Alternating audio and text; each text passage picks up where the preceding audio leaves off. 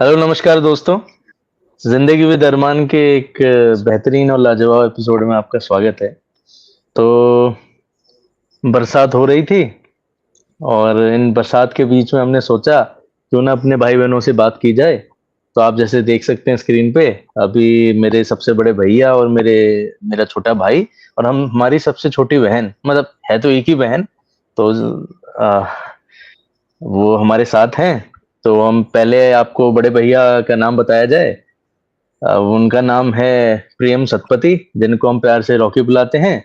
उसके बाद उनसे नीचे आते हैं हमारे यशराज पांडा, जो कि हम जिनको मीमू बुलाते हैं, और हमारी छोटी बहन नंदिनी नंदा, जिसको हम सिर्फ नंदिनी ही बुलाते हैं। सो आज गुड़िया भी हमारा बुलाते हैं। विषय है, हाँ गुड़िया भी बुलाते हैं। तो आज आज का हमारा विषय है, हमारे जो सबसे बड़े भैया हैं शुभम भैया, उनकी शादी है नेक्स्ट मंथ। बस आने वाली है, 10-12 दिन बचे हैं।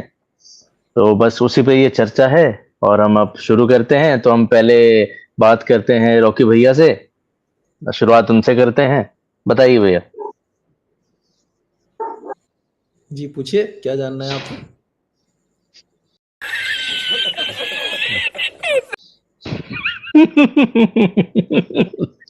बड़े ही मजाकिया बताइए है ये, मैं भैया। आपको तो बताता चलूं। वही है। तो बताइए देखिए, भैया। गौतम गंभीर जैसे आ, प्रेफर करता कैसा? हूँ। ओके, क्या क्या क्या समझे नहीं हम। आई सेड कि मैं गौतम गंभीर जैसे आंसर देने में प्रेफर करता हूँ। कोई बात नहीं, पर वर्ल्ड कप तो राहुल द्रविड़ जी ने जितवाया है, तो हम उसी उसी तरीके से बात करें तो ज्यादा बेहतर है। बाकी और बताइए, क्या सब गर्ल्स को तैयारियां हैं भैया की शादी को लेके? भैया की शादी को लेके क्या सब तैयारियां हैं, हम आपसे जानना चाहते हैं, क्योंकि सिर्फ 2 ही हफ्ते बचे हैं शादी को, और 2 हफ्ते कैसे चले जाते हैं ये सबको पता है। तो आप बताइए। देखिए अरमान जी, पहली बात है, शादी दो जनों का नहीं होता है। हमको इंडिविजुअल से ऊपर उठ के टीम के हिसाब से देखना पड़ेगा। शादी जो होता है दोनों परिवारों का होता है, ठीक है। ओके ओके भैया जी। और एक आदमी कभी डोली नहीं उठाता। यहाँ पे चार आदमी लगते हैं, ठीक है। एक आदमी कभी कंधा भी नहीं देता, तो उसमें इस चीज को भी ध्यान रखा जाए भैया जी। तो फिर क्या सब तैयारियां हैं, क्योंकि 2 हफ्ते बचे हैं। मतलब होटल की बुकिंग्स और बाकी घोड़ी की व्यवस्था, बैंड बाजा, एक्सेट्रा एक्सेट्रा, क्या सब तैयारियां हैं आपकी तरफ से? देखिए, हम लोग एनिमल क्रुएल्टी पे बिलीव नहीं करते, इसलिए हम लोग घोड़ी की जगह में गाड़ी लेके आ रहे हैं। ओके, कौन सी गाड़ी ला रहे हैं आप? देखिए, हम लोग पोल्यूशन को नजर में रखते हुए डीजल ही यूज कर रहे हैं। अभी तक ईवी में हम लोग आए नहीं है। ओके ओके, और बाकी कौन सा वेन्यू सेलेक्ट किया है और क्या सब है, बताएंगे जरूर। देखिए, वैसे वेन्यू में बता तो देता, पर आप तो इधर आते नहीं हो ज्यादा, तो आपको वेन्यू के बारे में ज्यादा पता नहीं चलेगा। आप एक बार आइए, देख के जाइए।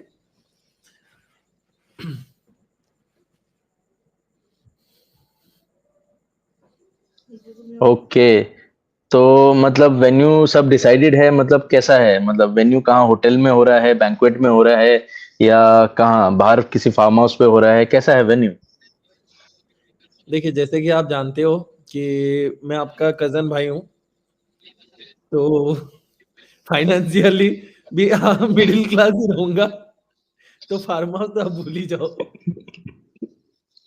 ओके, तो देखिए, होटल या जैसे बैंक्वेट, अब 2 ऑप्शन ही बचे हैं। शादी होगा, पहली बात ये है। और हम्म। ऑलरेडी हमने जूता चुराई के टाइम पे 2000 से ज्यादा नहीं देना, ये भी हमने डिसाइड कर लिया है। ओके ओके, मतलब पहले से मांडवली हो चुकी है भाभी और उनके घरों के साथ, पहले से जी, वो बातचीत हो रखी है कि 2000। कट करना पड़ेगा, 1000 अगर बढ़ जाएगा तो। ओके ओके ओके, तो जूता चुराई के लिए भी मांडवली हो चुकी है यहाँ पे। तो आप देख सकते हैं कितनी तैयारी के साथ हमारे रॉकी भाई जी इस शादी के फंक्शन को आगे बढ़ाना चाहते हैं। तो उनकी तरफ से सुन के हमें बहुत अच्छा लगा। तो हम आते हैं अब उसके बाद, उन्हीं के साथ बैठी हैं हमारी हैं छोटी बहन नंदिनी। उनकी क्या तैयारी है, क्योंकि 2 हफ्ते बच्चे हैं और वो हमारे यहाँ की सरोज खान है। मतलब पूरा डांस और कोरियोग्राफी सब कुछ हम उनसे ही सीखते हैं। तो आपकी क्या तैयारी है नंदिनी? बहुत सारी तैयारी है, जैसे कि थोड़ा थोड़ा पास आए तो ज्यादा बेहतर रहे। देखिए नंदिनी की मैं बता देता हूँ, क्योंकि हमारी छोरी ज्यादा बात नहीं करती। हमारी बहन की तैयारी उतनी ही है जितनी चहल की इस वर्ल्ड कप में थी। कैसा लगा मेरा मजाक?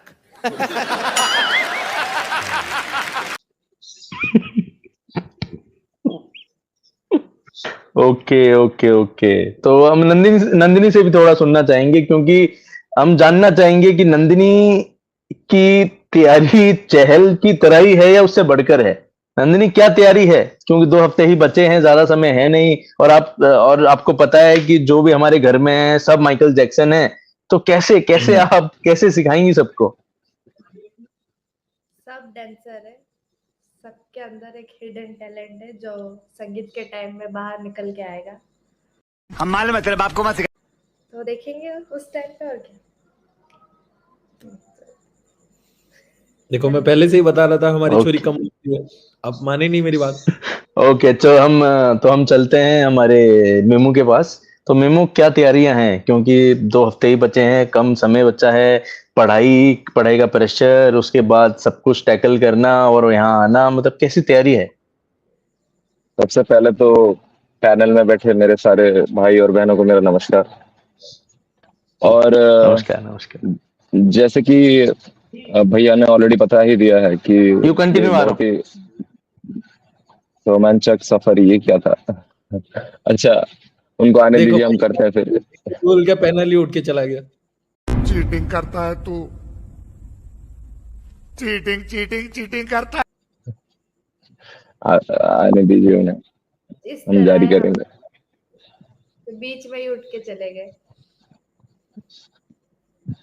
2 मिनट में मैं आपको ज्वाइन करता हूँ, 2 मिनट में आप जी ऐसे लाइन पे रहिए। जी जी माफी चाहूंगा जी, पर 2 मिनट जरूर। में। जी आइए, हम जी लोग जी, पके। माफ। जैसे मीमू, आपने कंधे में गमछा क्यों डाला हुआ है? देखिए, गमछा हमारे भारतीय संस्कृति की एक पहचान है। अच्छा, हमको सिखा रही है। आप आसाम चले जाइए, वहां भी गमछा का बहुत ही प्रकोप है, प्रभाव है। आप बिहार जाइए, वहां पे भी आपको गमछा मिल जाएगा। तो ये जो है, देखिए, ये हमारी भारतीय संस्कृति की कहीं ना कहीं एक पहचान आप कह सकते हैं, एक छाप कह सकते हैं।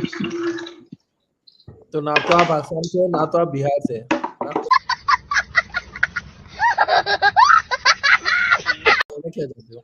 नहीं, हमारे यहाँ तो है ही, वो तो आपको शायद बताना ना पड़े कि उड़ीसा अपने गमछों के लिए काफी जाना जाता है, तमाम दूसरे चीजों के अलावा। जैसे कि तो क्या? जैसे कि आप हिस्टोरिक टाइम्स में देखें तो 15वीं सेंचुरी में हमारे जो राजा थे, उन्होंने ऊपर में हमारे गंगा से लेकर नीचे कावेरी तक ऑक्यूपाई किया था। और अगर आज की टाइम पे भी आप देखें तो कहीं ना कहीं हॉकी से लेकर जो भी हमारे डाइंग स्पोर्ट्स है उनको। लिंक आ गया भाई। जी जी जाते थे ऑक्यूपाई करने। जी। राजा महाराजा गमछा पहन के जाते थे क्या ऑक्यूपाई करने?